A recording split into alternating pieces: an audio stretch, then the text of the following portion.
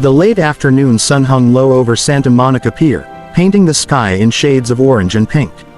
The smell of salt mixed with popcorn, and the sound of waves blended with street music and laughter. Tourists crowded the boardwalk, taking photos, riding the Ferris wheel, and enjoying the California breeze. Abby moved slowly through the crowd in her wheelchair, careful not to bump into anyone. She was 16, with soft brown hair tied into a loose ponytail and a small backpack resting behind her seat. Inside it was her sketchbook, her most precious possession. Abby loved to draw the ocean, especially the way sunlight danced on the water. Whenever life felt too heavy, drawing made things quieter inside her heart. Her mother usually came with her, but today Abby had insisted on a short solo trip while her mom waited nearby at a cafe. Abby wanted to feel independent, just like other teens her age. She reminded herself to stay confident, even though crowds always made her nervous. As she paused near the railing to look at the waves, a shadow fell across her sketchbook. 3 teenagers stood in front of her, 2 boys and a girl, all older, all grinning in a way that made Abby's stomach tighten. "Hey, you're blocking the way," one boy said loudly, though the path behind Abby was wide open. "I'm sorry," Abby replied softly, already trying to turn her wheelchair. Another boy nudged the wheel with his foot. "Move faster." A few people nearby glanced over, then looked away. Abby felt her cheeks burn. She hated being noticed like this. She tightened her grip on the armrests, trying to roll forward again. The girl laughed. "Why do they even let people like you come here alone?" Before Abby could respond, the wheel jerked as someone kicked it. She nearly lost balance, the sketchbook slipping from her hands and landing on the wooden boards. Gasps rippled through the crowd, but no one stepped in. Abby's heart pounded. Old memories rushed back. Hallways at school, whispers, stares. She focused on her breathing, counting silently, fighting the urge to cry. Crying never made people kinder. Not far away, near a row of parked motorcycles, a middle-aged biker named Jack had stopped adjusting his gloves. He wasn't flashy, just worn leather, a faded helmet, and eyes that had seen too much to ignore injustice. The sharp sound of the kick reached him, followed by cruel laughter. Jack turned. What he saw made his jaw clench. A disabled girl cornered, her sketchbook on the ground, fear masked by forced calm. Around him, other bikers, men and women from different backgrounds, noticed the same thing. Engines that had been silent moments ago began to hum as keys turned. Abby didn't notice them yet. She only bent slightly forward, reaching for her sketchbook, determined to pick it up herself. Even as fear pressed against her chest, something stronger held her steady, quiet resilience. And behind her, the sound of motorcycles starting rolled across the pier like distant thunder. The low rumble of engines grew louder, cutting through the noise of the pier. Abby froze, her hand still inches from her fallen sketchbook. At first, she thought it was just more tourists arriving, but the sound was different. Stronger, closer. The 3 teens turned around. One of them scoffed, but the confidence in his voice wavered.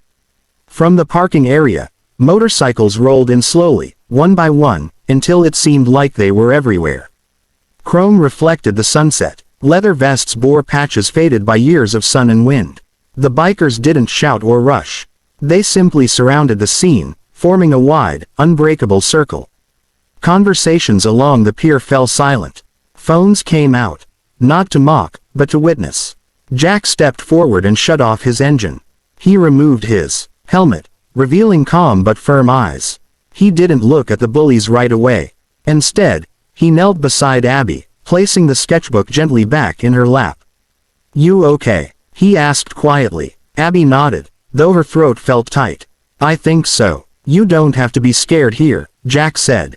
"Not on our watch." Behind him, a woman biker crossed her arms and said firmly, "You kids should walk away." Now, the bullies suddenly looked very young. The bravado drained from their faces as they realized how many people were watching, and who was watching. One boy muttered something under his breath. Another took a step back. A man from the crowd finally found his voice. "I've already called the police," he announced. Others nodded, backing him up. Sirens echoed faintly in the distance. The teens exchanged nervous glances. Without another word, they tried to slip away, but two bikers calmly stepped aside just enough to let them pass. No threats, no shouting, just silent pressure. The message was clear. When the police arrived, officers spoke with witnesses and took statements.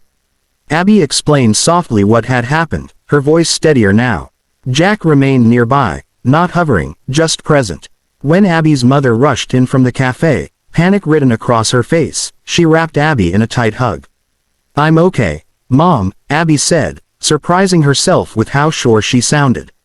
An officer reassured her mother, while bystanders described the incident in detail. The bullies were escorted away, no longer laughing, their heads down. As the crowd slowly returned to life, Abby looked around at the bikers. "Thank you," she said, meeting their eyes one by one. Jack smiled. "You were brave before we even got here." Abby glanced down at her sketchbook, then back at the ocean. She opened it and began to draw. This time, not just waves and sunlight, but silhouettes of motorcycles against the sky. That day at Santa Monica Pier, Abby learned something she would never forget. Even when the world feels cruel, kindness can arrive loudly, or quietly, but always right on time. The sky had deepened into soft purple as the police cars drove away and the crowd thinned. The pier no longer felt overwhelming to Abby. The chaos had settled, replaced by a calm she hadn't felt in a long time. Her mother stayed close, one hand resting gently on the back of Abby's wheelchair, as if making sure the moment was real. Jack and a few bikers lingered nearby, talking quietly among themselves. They didn't act like heroes. No posing, no bragging, just people checking in before heading out.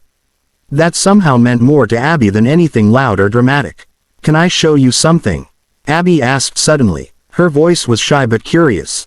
Jack turned. Of course. She held up her sketchbook and flipped to a fresh page.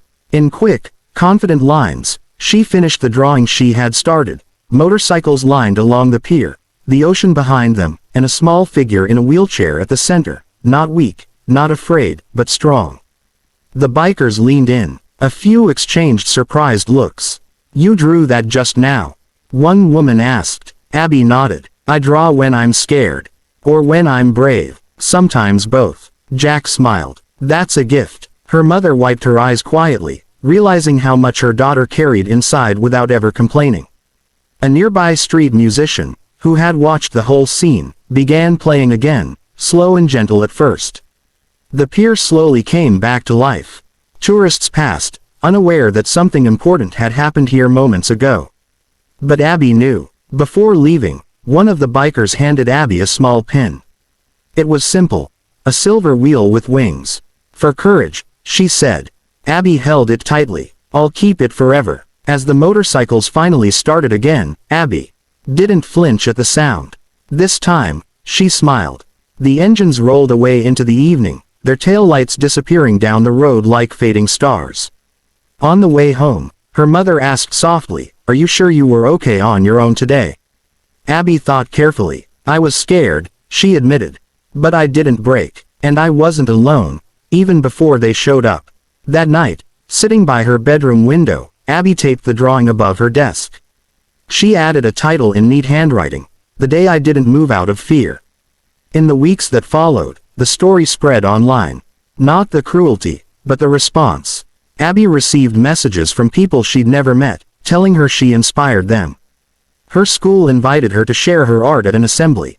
For the first time, Abby spoke in front of a crowd, her voice steady. "I don't want pity," she said. "I want respect, and I want people to step in when they see something wrong." The applause that followed wasn't loud, it was heartfelt. Abby still went to Santa Monica Pier. Still drew the ocean, but she rolled forward differently now, shoulders straighter, heart lighter. She had learned that strength doesn't always roar. Sometimes, it waits quietly, until it's time to rise.